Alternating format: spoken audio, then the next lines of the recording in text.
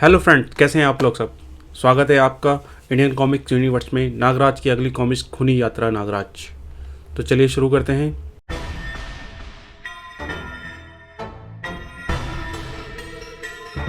नागराज, जिसने विश्व से आतंकवाद व अपराध को जड़ से उखाड़ फेंकने की कसम खाई थी, बुलडॉग और चोंगो जैसे विश्वव्यापी अपराधियों को नेस्ते नाबूद करने के बाद अब अमेरिका और पश्चिमी यूरोप के सबसे खतरनाक गैंगस्टर विलियम से टकराने जा पहुंचा था।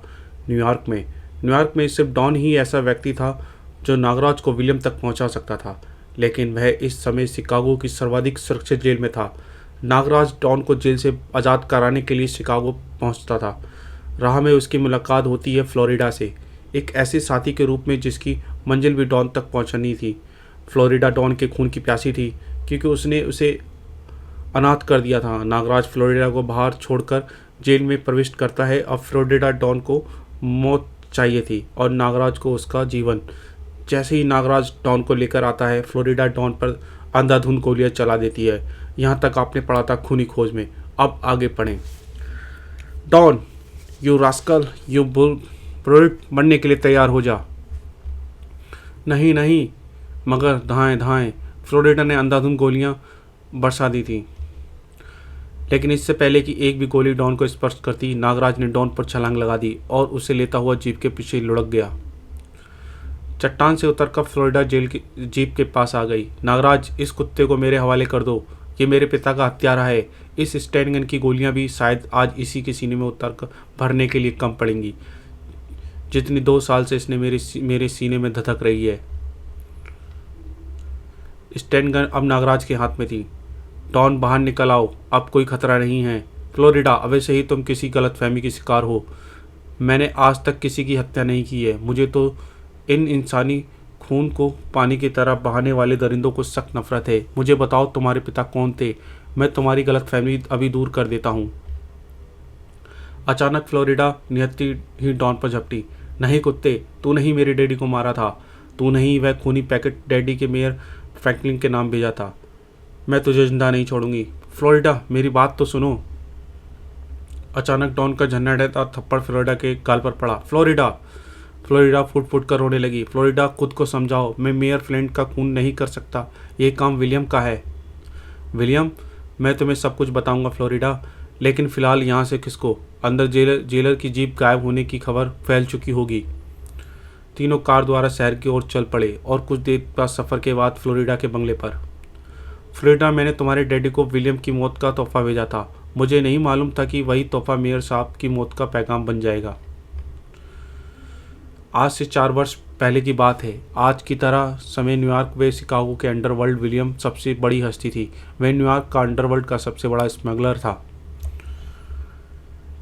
न्यूयॉर्क व शिकागो का कोई भी छोटा बड़ा स्मगलर विलियम के आगे सर उठाने की हिम्मत नहीं रखता था।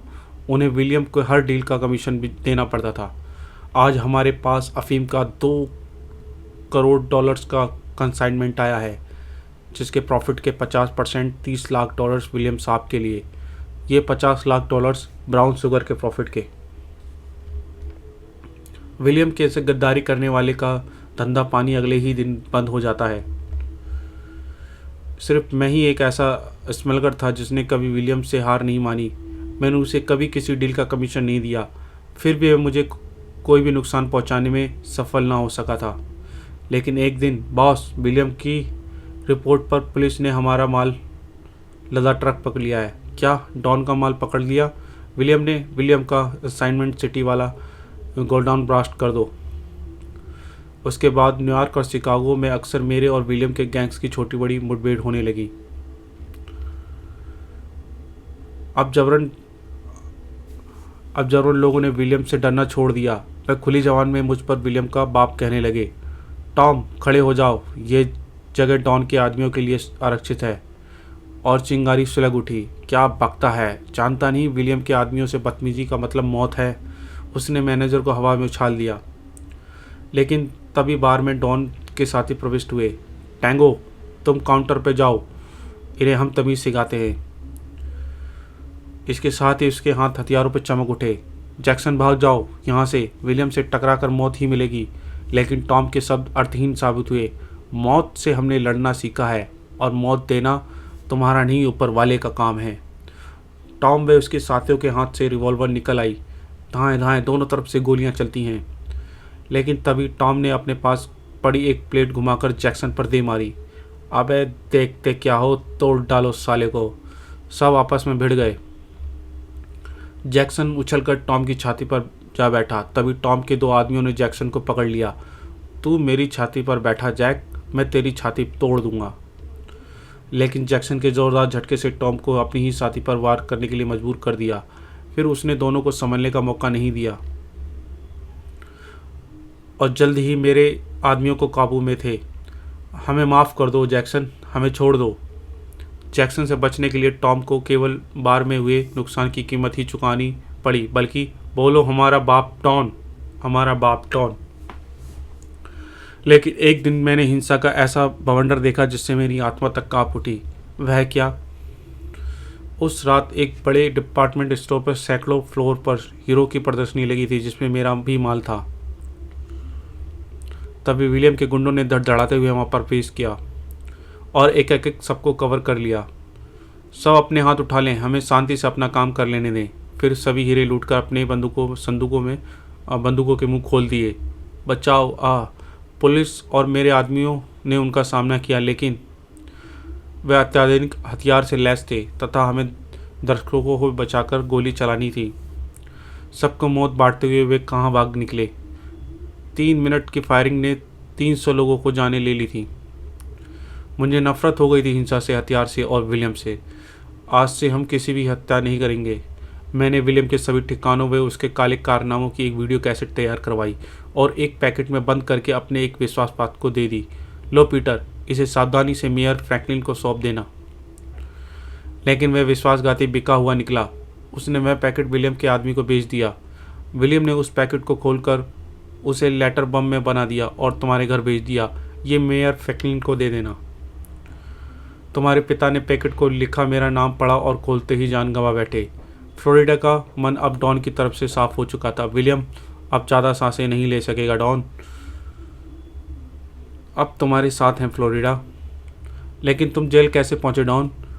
मेयर फ्रैंकलिन की हत्या का दोषी मुझे ठहराया गया था। मेयर फ्रैंकलिन की हत्यारा डॉन लापता। पुलिस मेरी तलाश में थी और मैं अंडरग्राउंड था। स्टॉप। तभी विलियम ने एक समझौते का प्रस्ताव देकर एक आदमी को मेरे पास पहुंचा। आपको महान विलियम ने कॉक्स पीक पर बुलाया है।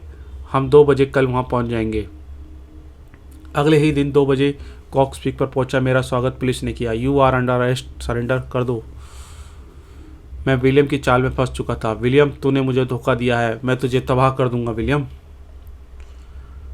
पुलिस को विलियम की तलाश थी। मेरे मुंह से उसका नाम सुनकर उसके कान खड़े हो गए। तुम विलियम के बारे में क्या जानते हो? मैं विलियम को खुद बदला लेना चाहता था, सो मैंने उन्हें कुछ नहीं बताया। मैं कुछ नहीं जानता उसके बारे में। तुम सब जानते हो। बताओ वह कहाँ मिलेगा? विलियम का पता न बताने के कारण मेरी सज़ा बढ़ती गई। मिलॉर्ड, हम इसे पूछताछ के लिए रिमांड पर लेना चाहते हैं। विलियम ने जेल में मेरी हत्या करवाने की कई प्रयास किए। एक गार्ड ने मुझ पर गोली ही चला दी थी, लेकिन मेरे भाग्य से मेरे साथ वाले खाने के बर्तन पर मेरी रक्षा हो गई। उसके बाद मुझे सुरक्षा की दृष्टि से डेथ फॉरेस्ट पहुंचा दिया गया और वहां से तुम्हारी मेहरबानी के कारण अब मैं विलियम से बदला लेने के लिए आज़ाद हूँ। डॉन, तुम 2 साल से जेल में ही दौरान पता नहीं विलियम कहाँ से कहाँ पहुँच गया। नागराज सांप भले ही कैचुली बदल ले, लेकिन अब अपनी बॉबी को नहीं छोड़ता। विलियम का अड्डा है बॉस्टन, न्यूयॉर्क के बीच स्थित फैक्ट्री आइलैंड। लेकिन नागराज, मुझे अभी तक यह नहीं पता चला कि तुमने मुझे आज़ाद क्यों कराया। डॉन, मैं विलियम को ख़त्म करने आया हूँ। वह आतंकवाद को बढ़ावा देता है और मैं आतंकवाद का दुश्मन हूँ। हाँ, वह विमान अपहरण का विशेषज्ञ है और यहाँ उसका स्कूल भी है, जहाँ वह आतंकवादी तैयार करके दूसरे देशों में भेजता है। लेकिन तुम अकेले उसके साथ क्या कर लोगे? यहाँ की दूसरी तरफ सरकार है। मुझे अपने पर पूरा भरोसा है डॉन। फिर तुम लोगों को भी मेरे साथ हो। हाँ, हम तुम्हारे साथ हैं नागराज। हमें विक्ट्री आइलैंड जाने के लिए बोट चाहिए डॉन। यह सब मैं इंतजाम कर दूंगा। अगले ही दिन। ये मेरी प्राइवेट लॉन्च में सबसे बड़ी विशेषताएं हैं। तुम मुझे विलियम और उसके टापू के बारे में कुछ बताओ डॉन। डॉन दोनों एक ही टीवी स्क्रीन के सामने आ गए। मैं तुम्हें वही वीडियो कैसेट दिखाता हूँ।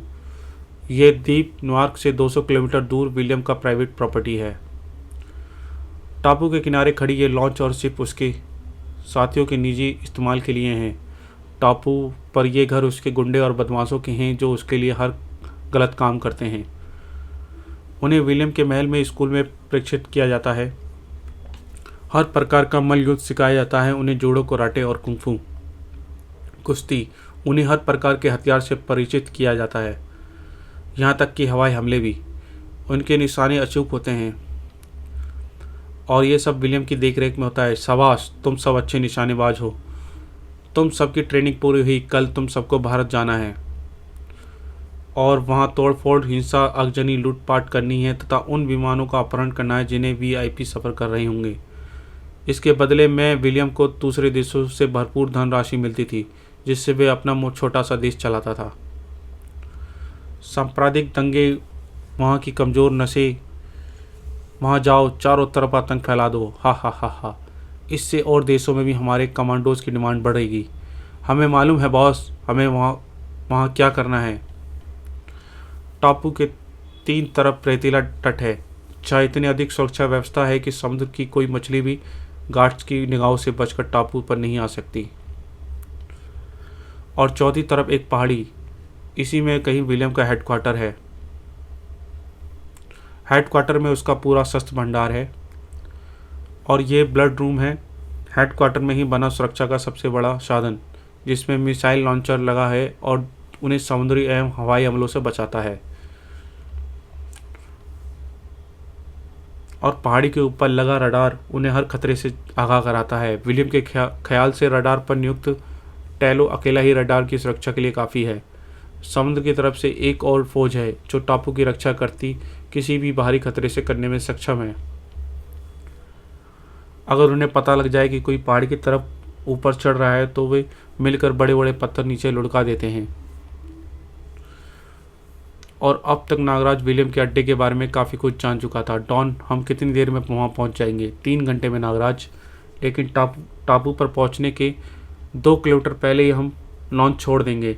उसके बाद हम तैरकर टापू तक पहुँचेंगे, क्योंकि टापू के 2 किलोमीटर की परिधि में समुद्र में केवल विलियम की आज्ञा से ही कोई नौका या विमान घुस सकता है। बिना आज्ञा की घुसपैठ होने पर रडार तोप को सचेत कर देता है। नागराज टापू पर नज़र आ रहा है। एक बार फिर सोच लो, क्या तुम इतना तैर लोगे? हाँ। फिर लॉन्च रुक गई। नागराज, ये हथियार ले लो, मान जाओ, बहुत काम आएंगे। डॉन, ये तुम दोनों के काम की चीज़ें हैं। मैं तो खुद एक हथियार हूँ इन आतंकवादियों के खिलाफ। पहले नागराज कूदा, फिर दोनों भी कूद गए। तीनों बहादुरी से तैरते हुए नागराज की तरफ बढ़ चले, मंजिल की तरफ बढ़ रहे थे। फिर तभी फ्लोरिडा हिम्मत हार बैठी और डूबने लगी। बचाओ! नागराज आवाज़ सुनते ही पलटा और फ्लोरिडा की तरफ तैरने लगा। फ्लोरिडा, मेरी कमर पर चढ़ जाओ। और कुछ ही देर में टापू पर पहुंच गए। डॉन, काम शुरू करो। हाँ, मैं एक एंकर इस गन द्वारा ऊपर छोड़ूंगा जिसके सिरे पर रस्सा बंधा होगा। एंकर ऊपर चट्टान में अटक जाएगा और हम उसके सारे ऊपर चढ़ जाएंगे। डॉन ने गन ऊंचे की और ट्रिगर दबा दिया। एंकर ऊपर पहुंच गया, लेकिन खिंचते ही नीचे आ गया। ओह, लगता है अटका नहीं। डॉन ने फिर कोशिश करनी चाहिए, लेकिन नागराज ने उसे रोक दिया। डॉन, वक्त बर्बाद ना करो, आओ दोनों मुझ पर पकड़ लो। और नागराज पहाड़ी की तरफ चल पड़ी। आओ, हम जल्दी से ऊपर होंगे। उधर नागराज नागरस्सी अपनी चट्टान पर लिपट गई। दोनों ने नागराज को मजबूती से पकड़ लिया और नागराज के झटके से वे ऊपर चढ़ने लगे। नागरस्सी को नागराज की कलाई से निकलती है एक विशेष इशारे पर सिमटनी शुरू हो गई, जिससे नागराज ऊपर उठता चला गया। कुछ ही पलों में तीनों पहाड़ी के ऊपर पहुंच गए और नागरस्सी पूरी सिमटकर नागराज की कलाई में चली गई। नागराज, पहले हम उस रडार को स्टेशन को नष्ट करेंगे। अच्छा, चलो। ओह! अलार्म की आवाज़ कुत्तों के अलावा किसी को नहीं सुनती थी। यहाँ से अलार्म की आवाज़ आते ही वहाँ पहुँच जाते हैं। कुत्तों ने चारों तरफ से उन्हें घेर लिया। ओह, लगता है इनमें किसी ने पैर का अलार्म रख दिया है। नागराज, जल्दी से कुछ करो वरना इनके भाले विष भरे बुझे हैं। डॉन, फिक्र न करो। और तभी नागराज की कलाई से सांप निकल कर सभी कुत्तों पर लिपट गए, लेकिन कुत्ते बहुत थे। नागराज हर तरफ घूमकर हमला कर रहा था और फिर नागराज बचो। डॉन ने कुत्ते की टांगों को पकड़कर उठाया और फिर जोर से उछाल दिया। तभी ओह बुफ, नागराज ने उसे अलग करना चाहा, लेकिन उसकी बेल्ट खुल गई और भाला नागराज के हाथ में आ गया। नागराज ने भाला उसकी पीठ में लगा दिया, फिर उसे फ्लोरिडा से दूर उछाल दिया। अब तक सब कुत्ते या तो मर चुके थे या मैदान छोड़कर जा चुके थे। टैलो कुत्ते के चुप हो जाने से हैरान था। ये सब अचानक चुप क्यों हो गए? नागराज, डॉन और फ्लोरिडा रडार स्टेशन की तरफ बढ़ गए। नागराज, अगर टैलो को किसी खतरे का पता चला तो वो अलार्म बजा देगा। तुम फिक्र ना करो, मैं सब संभाल लूँगा। टैलो ने चारों तरफ देखा, लेकिन उसे कुछ नहीं मिला। अरे, सब कुत्ते कहाँ गए? इससे पहले कि टैलो कुछ समझ पाता, नाग रस्सी ने टैलो को जकड़ लिया और अगले ही क्षण नागराज ऊपर पहुंच गया। नाग रस्सी के खुलते ही टैलो नागराज पर झपट पड़ा। दोनों में लड़ाइयाँ होती हैं। टैलो ने नागराज को दबोच लिया और ऊपर उठाकर टावर से नीचे उछाल दिया। क्या नागराज टावर से गिरकर बच सकता है? क्या नागराज विलियम तक पहुंचने में सफल हुआ? क्या फ्लोरिडा विलियम से इंतकाम ले सकी? ये सब जानने के लिए पड़े नागराज का इंसाफ। तो अगली ही कॉमिक्स जल्द आएगी। तो गाइज, अगर ये वीडियो आपको अच्छी लगी तो इस वीडियो को लाइक करें, चैनल को सब्सक्राइब करें। Thank you.